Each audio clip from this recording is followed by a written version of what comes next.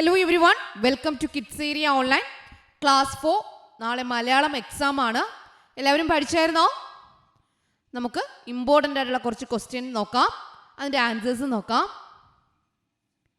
Kids area online Kerala state സിലബസിൽ 1ാം class മുതൽ 5ാം class വരെ പഠിക്കുന്ന കുട്ടികൾക്ക് ഓൺലൈൻ ട്യൂഷൻ നൽകുകയാണ്.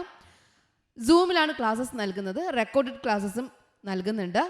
ട്യൂഷനിൽ ജോയിൻ ചെയ്യാൻ താല്പര്യമുള്ളവർ താഴെ നൽകിയിട്ടുള്ള വാട്സപ്പ് നമ്പറിൽ മെസ്സേജ് അയക്കാവുന്നതാണ്. 9746487799. സീറ്റ് വളരെ കുറവാണ്. താല്പര്യമുള്ളവർ വേഗത്തിൽ തന്നെ മെസ്സേജ് അയക്കേണ്ടതാണ്. ഒന്നാമത്തെ ചോദ്യം, ഖണ്ഡിക വായിച്ച് താഴെ കൊടുത്തിരിക്കുന്ന ചോദ്യങ്ങൾക്ക് ഉത്തരം എഴുതുക. ഇതുപോലുള്ള ചോദ്യമാണ് ആദ്യം വരിക, ഉത്തരം എഴുതുക എന്നുള്ളതാണ്. ഇവിടെ ചെറിയൊരു ഖണ്ഡിക നൽകിയിട്ടുണ്ട്. കാട്ടിനുള്ളിലെ ഒരു ചെറിയ ചിറയിലെ തെളിനീരിൽ സന്തോഷത്തോടെ നീന്തി തുടിക്കുകയായിരുന്നു ഞാൻ. ഒരു കുഞ്ഞു മീനാണ് ഞാൻ. രാവിലെ സൂര്യൻ്റെ പൊൻവെയിൽ വെള്ളത്തിൽ പതിക്കുമ്പോൾ കൂട്ടുകാരോടൊപ്പം കളിച്ചിരികളോടെ ഞാൻ മേഞ്ഞു നടക്കും. ആമ്പൽ പൂക്കളുടെ തണലിൽ വിശ്രമിക്കുന്നതാണ് എനിക്ക് ഏറ്റവും ഇഷ്ടം. എന്നാൽ ഒരു ദിവസം കരയിൽ ചില മനുഷ്യർ എത്തുന്ന ശബ്ദം കേട്ടു. അവർ വലിയൊരു വല വെള്ളത്തിലേക്ക് എറിഞ്ഞു. ഭയന്നുപോയ ഞാൻ വേഗത്തിൽ ആമ്പൽ തണ്ടിൻ്റെ അടിയിലേക്ക് ഒളിച്ചു. എൻ്റെ ചില കൂട്ടുകാർ വലയിൽ കുടുങ്ങിപ്പോയി.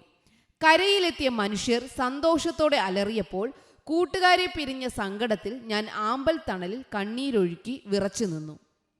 അപ്പോൾ ഇതൊരു ഖണ്ഡികയാണ്. ഇതുമായി ബന്ധപ്പെട്ടൊരു 5 ചോദ്യങ്ങളുണ്ട്. അതിൻ്റെ ഉത്തരം ഇതിൽ നിന്ന് കണ്ടുപിടിച്ചെഴുതുക എന്നതാണ് ആദ്യത്തെ ക്വസ്റ്റ്യൻ. ഒന്നാമത്തെ ക്വസ്റ്റ്യൻ, ഖണ്ഡികയിൽ സ്വന്തം അനുഭവം വിവരിക്കുന്നത് ആരാണ്? ആരാണ് വിവരിക്കുന്നത്? ആരുടെ ആത്മകഥയാണ്? കുഞ്ഞുമീൻ. ആരുടെയാണ്? കുഞ്ഞുമീൻ്റെ അനുഭവമാണ്. കുഞ്ഞുമീന് ഏറ്റവും ഇഷ്ടമുള്ള കാര്യം എന്തായിരുന്നു? വലയിൽ കളിക്കുന്നത്, കരയിലേക്ക് ചാടുന്നത്, ആമ്പൽ പൂക്കളുടെ തണലിൽ വിശ്രമിക്കുന്നത്, രാത്രിയിൽ നീന്തുന്നത്. ഓപ്ഷൻ സി, ആമ്പൽ പൂക്കളുടെ തണലിൽ വിശ്രമിക്കുന്നതാണ് കുഞ്ഞുമീന് ഏറ്റവും ഇഷ്ടമുള്ള കാര്യം. മൂന്നാമത്തെ ചോദ്യം, കുഞ്ഞുമീൻ ആമ്പൽ തണ്ടിൻ്റെ അടിയിൽ ഒളിക്കാൻ കാരണം എന്താണ്? ഓപ്ഷൻ എ, തണുപ്പ് കൂടിയതുകൊണ്ട്. ഓപ്ഷൻ ബി, മനുഷ്യർ വലയെറിഞ്ഞതുകൊണ്ട്. ഓപ്ഷൻ സി, സൂര്യൻ്റെ ചൂട് തട്ടാതിരിക്കാൻ. ഓപ്ഷൻ ഡി, ഉറങ്ങാൻ വേണ്ടി. ശരി ഉത്തരം, മനുഷ്യർ വലയെറിഞ്ഞതുകൊണ്ട്.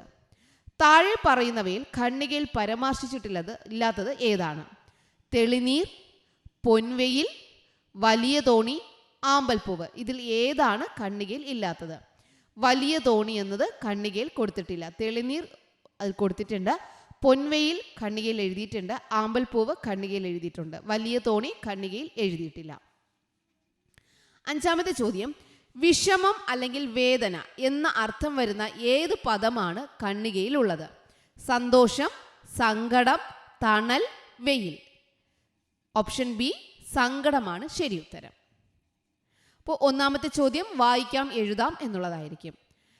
2ാമത്തെ ചോദ്യം ഇവിടെ നൽകിയിട്ടുള്ളത്, താഴെ കൊടുത്തിരിക്കുന്ന ഭാഗം വായിച്ച് ഉചിതമായ ചിഹ്നങ്ങൾ ചേർത്തെഴുതുക. ഇവിടെ നിങ്ങൾക്ക് പഠിക്കാനുള്ള ഒരു പാഠഭാഗത്തിലുള്ള ഒരു സെൻറ്റൻസ് ആണ്. അതിന് ചിഹ്നം ചേർത്തെഴുതുക. എങ്ങനെ ചിഹ്നം ചേർത്തെഴുതാം എന്ന് പറഞ്ഞു തരാം.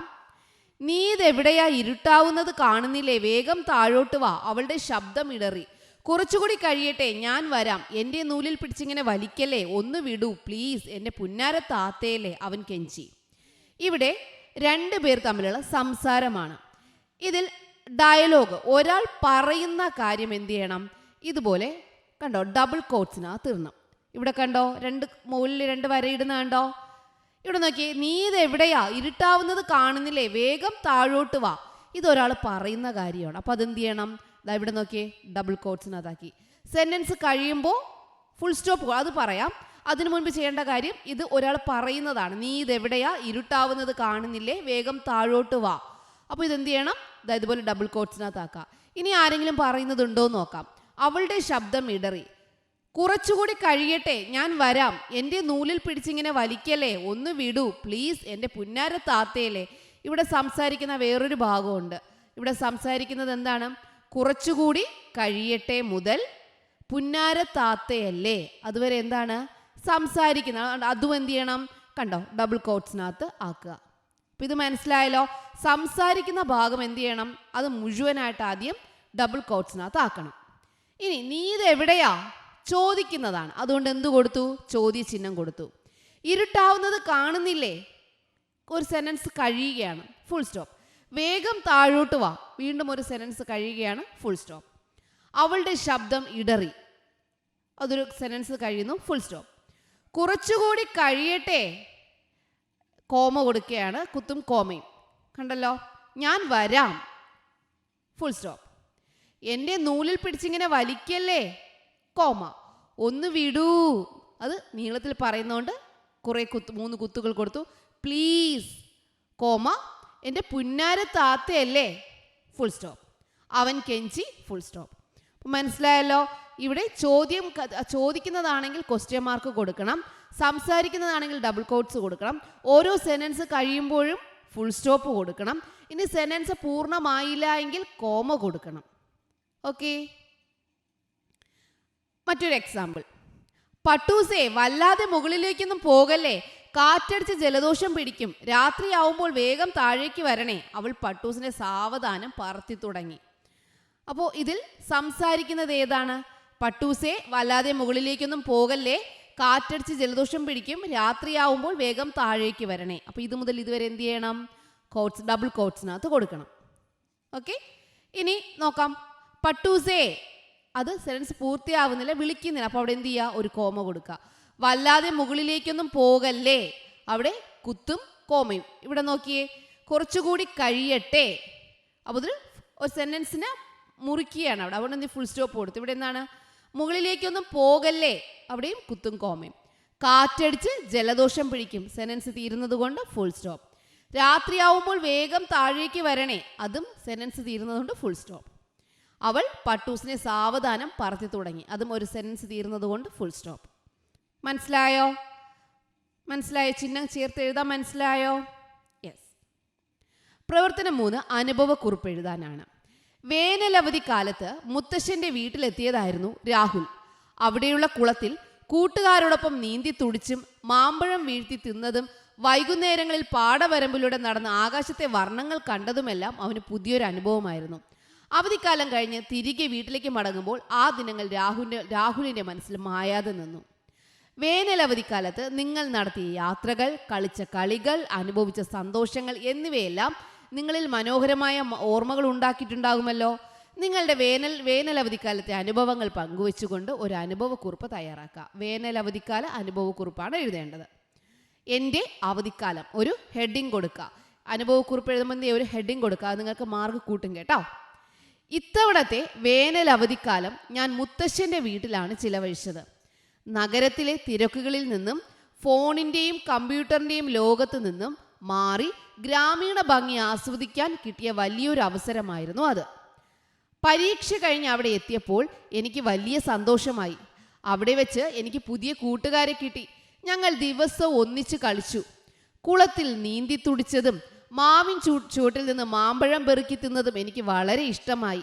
വൈകുന്നേരങ്ങളിൽ പാടവരമ്പിലൂടെ നടന്ന് ആകാശത്തെ മനോഹരമായ വർണ്ണങ്ങൾ കാണുന്നത് എനിക്ക് പുതിയൊരു അനുഭവമായിരുന്നു. രാത്രിയിൽ മുത്തശ്ശി എനിക്ക് നല്ല കഥകൾ പറഞ്ഞു തന്നു. കളിയും ചിരിയുമായി ആ അവധിക്കാലം വേഗം കടന്നുപോയി. ഗ്രാമത്തിലെ ആ സുന്ദര ദിനങ്ങൾ എനിക്ക് ഒരിക്കലും മറക്കാൻ കഴിയില്ല. അപ്പോൾ അവധിക്കാലത്തെക്കുറിച്ച് ഒരു അനുഭവക്കുറിപ്പ് എഴുതുക. അവധിക്കാലത്തെക്കുറിച്ച് എഴുതാൻ പറഞ്ഞാൽ നിങ്ങൾക്കൊരു ആശയം കിട്ടിയല്ലോ. ഇത്തവണത്തെ വേനലവധിക്കാലം ഞാൻ മുത്തശ്ശൻ്റെ വീട്ടിലാണ് ചിലവഴിച്ചത്. നിങ്ങൾ എവിടെയാണ് ചിലവഴിച്ചത് എഴുതുക. നഗരത്തിലെ തിരക്കുകളിൽ നിന്നും ഫോണിൻ്റെയും കമ്പ്യൂട്ടറിൻ്റെയും ലോകത്ത് നിന്നും മാറി ഗ്രാമീണ ഭംഗി ആസ്വദിക്കാൻ കിട്ടിയ വലിയൊരു അവസരമായിരുന്നു അത്. പരീക്ഷ കഴിഞ്ഞ് അവിടെ എത്തിയപ്പോൾ എനിക്ക് വലിയ സന്തോഷമായി. അവിടെ വെച്ച് എനിക്ക് പുതിയ കൂട്ടുകാരെ കിട്ടി. ഞങ്ങൾ ദിവസവും ഒന്നിച്ച് കളിച്ചു. കുളത്തിൽ നീന്തി തുടിച്ചതും മാവിൻ ചുവട്ടിൽ നിന്ന് മാമ്പഴം പെറുക്കി തിന്നതും എനിക്ക് വളരെ ഇഷ്ടമായി. വൈകുന്നേരങ്ങളിൽ പാടവരമ്പിലൂടെ നടന്ന് ആകാശത്തെ മനോഹരമായ വർണ്ണങ്ങൾ കാണുന്നത് എനിക്ക് പുതിയൊരു അനുഭവമായിരുന്നു. രാത്രിയിൽ മുത്തശ്ശി എനിക്ക് നല്ല കഥകൾ പറഞ്ഞു തന്നു.